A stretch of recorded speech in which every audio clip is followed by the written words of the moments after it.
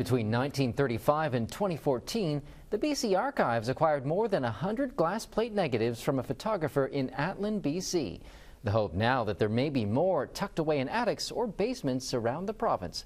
Veronica Cooper explains. Born in England in 1866, Alfred Cyril Hirschfeld came to BC via San Francisco in the late 1800s. In San Francisco, he worked in the cigar and tobacco wholesale service. But at some point, he obviously got the gold bug and began traveling through the Yukon and Alaska, and then eventually ended up in Atlin, British Columbia, in around 1897, 1898. Atlin was a mining community, and Hirschfeld was instrumental in forming the BC Mining Association.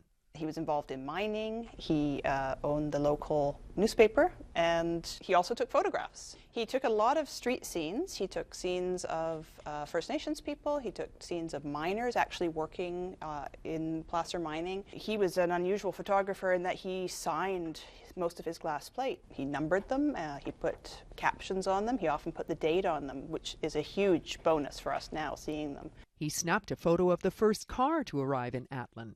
And he also just took photos of community activities. And his style was very relaxed, so a lot of his photographs have a sort of a in-the-moment style to them that's, I find, a little more interesting than just the formal studio portrait style. The BC Archives has some of Hirschfeld's original glass plate negatives from various sources. We think he took upwards of several thousand. That's what he advertised in his newspaper. We've managed to acquire about over 100, and we would love to see more if there's any out there. Many of them came to us one by one in the 30s, 40s, 50s. I was lucky enough to deal with 2 acquisitions just in the last decade. Tucked away in an attic or basement. 16, 17 negatives in a little box. In 1901, Hirschfeld began clearing out his studio. He advertised in the Atlin Claim, which was his own newspaper, that he was closing up his studio and he was moving and he was selling the plates and prints. If people bought those plates from him, directly from him, they could end up anywhere.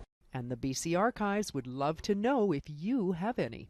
We're always happy when people find these little gems and bring them in for us to look at. Hirschfeld moved to Vancouver in 1905.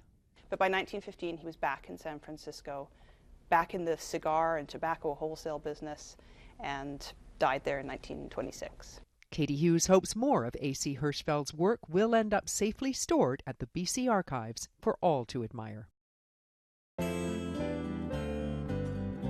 This Week in History, brought to you by the Royal BC Museum, bringing British Columbia's stories together.